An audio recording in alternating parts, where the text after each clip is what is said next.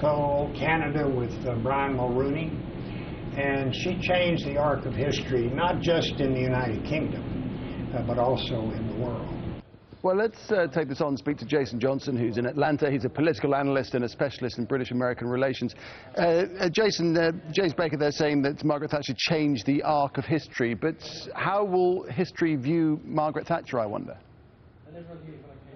Well, history from the American perspective will view her in a very wonderful, romanticized way. Americans thought that Margaret Thatcher was basically the British version of Ronald Reagan. Most Americans are unaware of the level of controversy and dissent that she elicited within her own country. So on this side of the Atlantic, she will be viewed positively, but the reality is going to be missed by most people in the United States. It was certainly an historical time, wasn't it, especially drawing the Cold War to an end. And many things caused that to happen.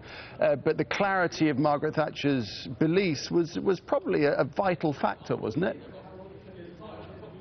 It was the clarity of her beliefs, and also one of the things I research is even the way that she campaigned, actually. She borrowed a lot from Ronald Reagan.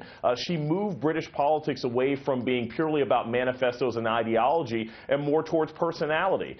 Even the nicknames that she had, from, you know, Margaret Thatcher, the Milk Snatcher, to the Iron Lady, these are all nicknames that help define her as the most dominant personality in British politics, and that's what allowed her to get policies through. That will never be forgotten. Right, and what was interesting back in the UK domestically was that the new Labourites of the 1990s had to adopt the kind of central tenets of Thatcherism, if you like, to rescue the Labour Party, and then we saw what happened then and how long they lasted.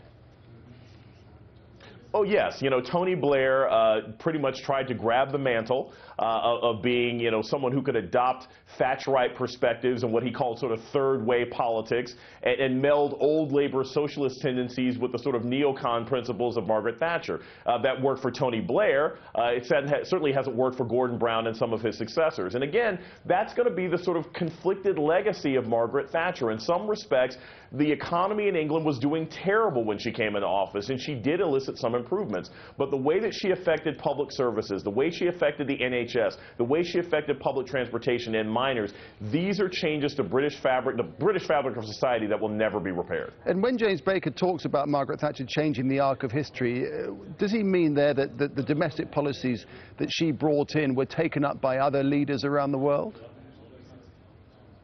Partially. I actually think Margaret Thatcher was much more radical to British politics than Ronald Reagan was to American politics. I mean, Reagan was a neoconservative, but there were precedents for some of the things he was doing.